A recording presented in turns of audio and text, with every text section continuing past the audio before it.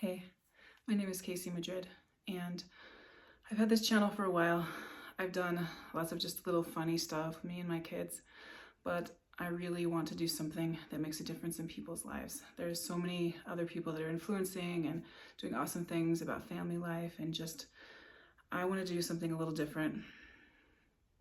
So you've been hopefully seeing my shorts, and my Schwartz. The Schwartz is with you. And here's the basic,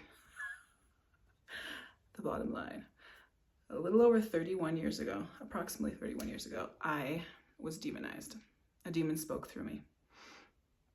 I could hear it talking, saying crude, lewd things through me, and I was inside listening, and I could do nothing about it. I was just in there, it was speaking, and I want to tell you how I got to that place. It's not a good place to be. Totally out of control. Let me just tell you, I ended up in Ward B. And it took me a while to actually come back to where I was speaking again.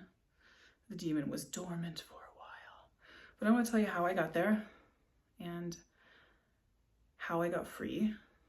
I just want to help you guys, okay? There's lots of crazy stuff in this world, and I hope that my story inspires you and lets you know that there are people that have these experiences and they aren't crazy. Like most of people that are in mental institutions that have mental problems, they're demonized. Now, not everybody's possessed to where demons in them speaking through them, but there are demons all around trying to encourage people to do wrong, influencing people, keeping people in patterns of addiction and patterns of rejection, patterns where they're fighting with people.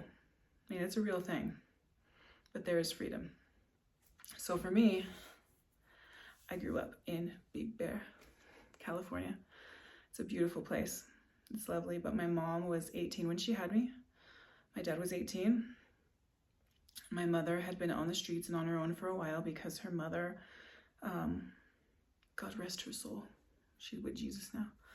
She had gotten a new boyfriend and didn't want to deal with my mom, and so my mom, by the age of like 15 or 16, might have been 14, don't quote me on this, was out on her own. And so she met my dad. They hit it off. Bam. 9 months later, I was born. And so my mom, man, she loved me. She took me everywhere with her, and she's really a sweet person. Just a natural mother. I love that lady. Love that lady. But she was messed up because of her childhood. You know, she had bad experiences with demons growing up too. Like she walked in on my grandma using a voodoo doll with my aunt and uncle, and my mother said she heard a voice inside of her because she had actually accepted Jesus at church with a friend, like just prior to this, and she heard the voice say, "Get out." And she looked and then she ran. So my grandma was into occultic practices. She later, of course, repented as she got older. Of course, most people look back at their lives and regret many of the things that they did. I don't want you to regret. I don't care how old you are. It's never too late to turn your life around. So my mom had these bad experiences. And then my grandma was insecure, and she was with all these different men and crazy things. One of them abused my mother, and my grandma didn't do anything about it. And just weird things that had happened to my mom. So she was a broken person. And then she had me. She really adored me, but she wasn't whole. She didn't know how to have a healthy family and to be have healthy relationships. So my dad, he drank a lot. Would drink until he was blackout drunk. And he had a bad situation too on his mom's side. I'd never heard anything about his dad, but his mother was an alcoholic, and she would just be sleeping with all of these men, and he was so disgusted with her, because it's his mom, that he had this rage and this hate. And so when him and my mom they tried to get together, try to make things work because they had a baby, he would drink, and then he would come home and beat her, like just hurt her so bad. And some of my earliest memories as a child were my mom being hurt and just feeling like I can't do anything to help. And it was so traumatizing. Like, she ended up hiding in closets, and she'd be there with me, and he would still grab her.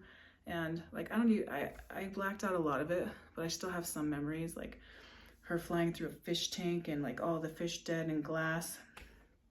And I think when I was about 4, he got mad at her and went to go throw a big boulder at her head, but it hit me on accident. He was really devastated by that. But, you know, he was a different person when he was sober. When he was sober, he was like fun, great sense of humor. He was a really genius mechanic. Like, he couldn't read or write very well, but with cars, he could just take them apart and put them back together. But when he would drink so much. And then, you know, alcohol can bring demons. It really can. I don't drink at all. I haven't drank for over 10 years. I used to, and man, the stupidest things I did in my life were when I was drinking. But I have many reasons why I don't drink, and I'll probably get into that later. But for now, my dad, when he would find my mom, it's like he would know exactly where she was hiding and go every time right to her. How would he know that? Sixth sense. Well, there's demons, familiar spirits that attach to people, and he would find her and he would beat her, and one day she just had enough. I think it was pretty close after the time when I got hit in the head and had stitches in my head and then just blood running down my eyes, and it was a very traumatic childhood. And that was some of the worst times, but it did not get better for a while. I'm going to tell you my story. That's just a little bit of it. I don't want to stop at that point. What I want you to know is, if this story is like bringing up memories, bringing up things inside of you that hurt, even if it's not exactly the same, Jesus is so good. God is real, okay? God is real, and God sent Jesus to die for our sins. You could look around you. Look at this world. It is obvious that there's good and there's evil, okay? It is obvious that there is a creator. One day I will go into all of the logic and the reasoning behind how you can know that there is a God. But for the sake of this video, I'm just going to tell you, God came into my life when I was approximately 17, 18, and radically changed. He just radically changed me. Like, I became a new person. And then he walked me through healing of some of this old stuff that I had not dealt with because I was a little kid. And right now, he can help you walk through it and get healing. He wants you to be free. And there's demons that follow family lines that come in. And, you know, I started drinking and doing that stuff at an early age. And I just was following the pattern of my family, of the brokenness of my family. But you can break it. You can break it. So this is part 1 of my story. And I will teach you and show you how I broke, or God broke. It wasn't really me. It's the only thing that we can do is accept it. Accept what God has done and draw close to him. Everything else is a free gift. So next week, I'm going to continue my story. But I want you to know that there's always hope. There's always hope with God. He can turn any situation around. If you have a horrible situation, or you feel like you're demonized, or there's just all this stress and chaos around you, I'm guessing that it didn't just happen overnight. That's why I'm telling you my story, how it started as a child, a baby, and then just progressively got worse and worse for my emotional state. But you can have freedom and joy and peace in the Lord. So join me next week, and I'm going to tell you what happened when I was about 4 or 5, after my mom decided to leave my dad. So have an awesome day.